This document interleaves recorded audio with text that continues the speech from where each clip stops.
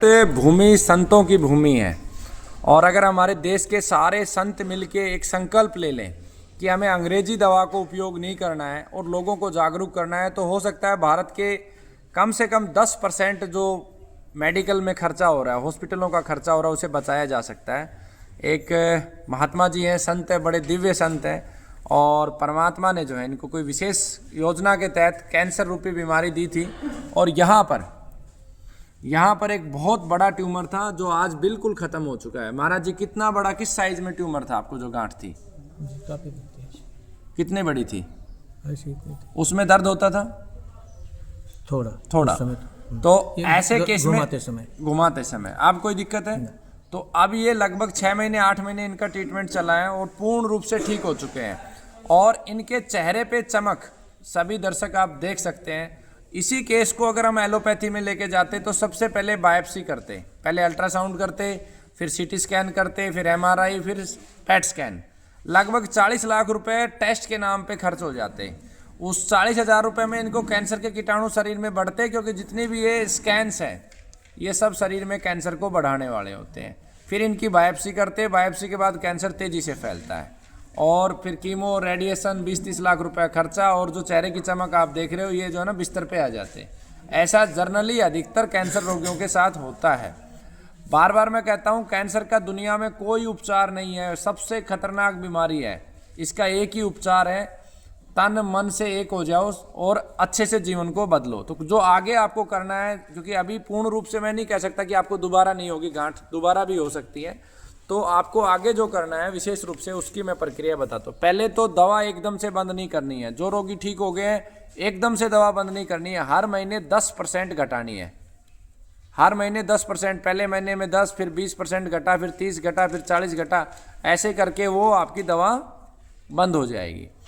दूसरा, जो परहेज है वो एकदम से नहीं खोलने हैं। जैसे बहुत सारे पेशेंटों का गेहूं बंद करवाते हैं, जो खिलाते हैं, तो एकदम से फिर वो ठीक होते ही गेहूं पे आ जाते हैं। तो खाने में जो रोटी के रूप में आपको लेना है, उस अनाज का चुनाव करना है जो आपको कब्ज ना बढ़ाए। उस अनाज का चुनाव करना है जिसमें यूरिया, डीएपी ना डला हो, अपना खुद उगाना है। तो इसमें जौ खा सकते हैं, मक्का खा सकते हैं, थोड़ा थोड़ा जो है ना चना ले सकते हैं, ज्वार, बाजरा, और ज़्यादा प्राथमिकता से मूंग, सिंगाड़ा, 5 प्रकार के मिलेट्स और जौ, ये ज़्यादा खाने हैं।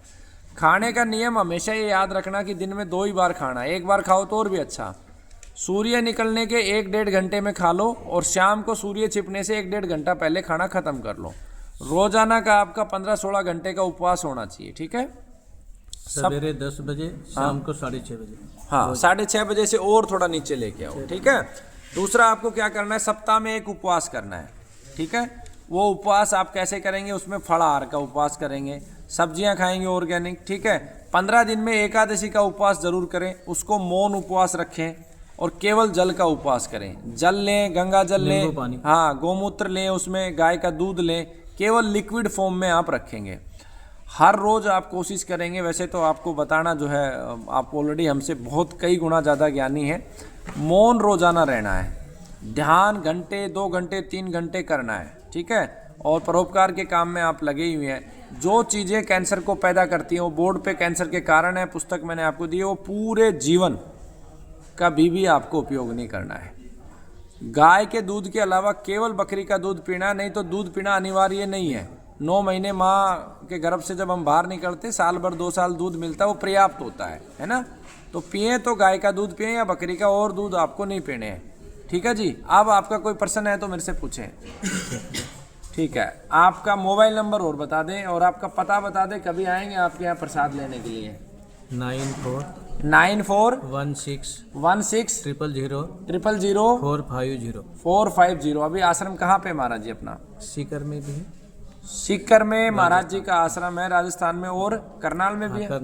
करनाल में भी आश्रम है। मैं कैंसर रोगियों से एक ही बात बार बार कहता हूँ, अगर कैंसर को हराना है तो जागरूक बनना पड़ेगा, ज्ञान आपको होना चाहिए। जहाँ से भी दवा लो, वहाँ ऐसी जगह हो जहाँ 20-25 रोगी ठीक हुए हो। कैंसर के नाम पे झूठ और लूट चरम सीमा पे है। यहाँ भी सारे रोगी ठीक नहीं होते हैं, जो रोगी पालन करते हैं ठीक होते हैं, कुछ पालन करने के बाद भी ऐसे होते हैं नहीं ठीक हो पाते हैं। तो जागरूक रहेंगे तो निश्चित रूप से आप जीत जाएंगे। बहुत बहुत धन्यवाद महाराज।